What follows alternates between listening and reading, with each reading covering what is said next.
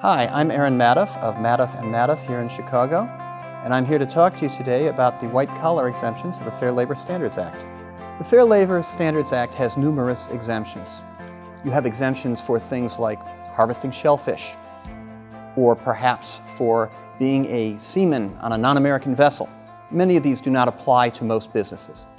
The three exemptions that apply to most businesses, or have to be considered, are the white-collar exemptions. They are the executive, the professional, and the administrative. Each one has its own test, but you also have to be paying that employee on a salary basis. Let's start with the executive exemption. An executive employee is one who manages or directs two or more other employees. Now, this doesn't mean a lead person on an assembly line. This means somebody who has the authority to hire or fire other employees, or whose input is taken very seriously in considering whether to hire or fire other employees.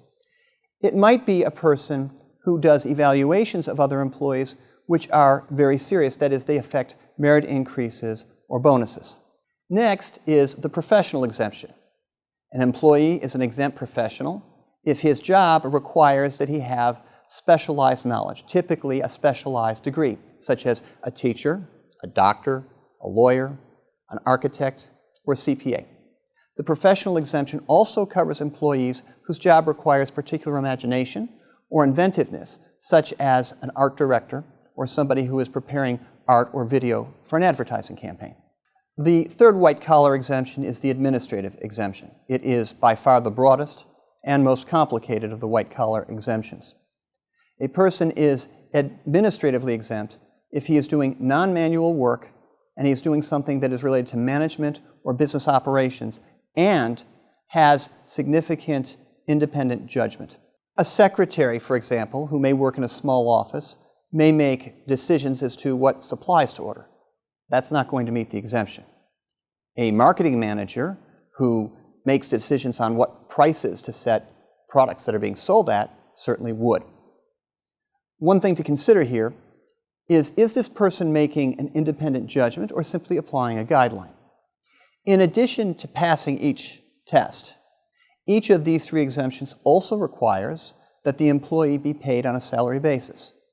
That means that the employee is receiving a minimum amount each week that is not subject to deductions, although there are numerous exceptions.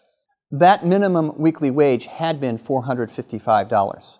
However, starting December 1st, 2016, that number is going to more than double to $913. As a result, many employees who were exempt because they were making more than $455 per week are now going to be non-exempt because they're making less than $913 a week. So what does the employer who has one of those employees do? Well, there are two choices. Either raise that employee's salary to a minimum of $913 a week, or change that employee to an hourly employee who is now entitled to receive time and a half for hours worked over 40. Whether your clients are companies or employees, make sure that they're aware of these changes to the white-collar exemption tests. To learn more about the benefits of joining our ISBA Labor and Employment Law section, or to enjoy one of our numerous continuing legal education programs, please check the ISBA website.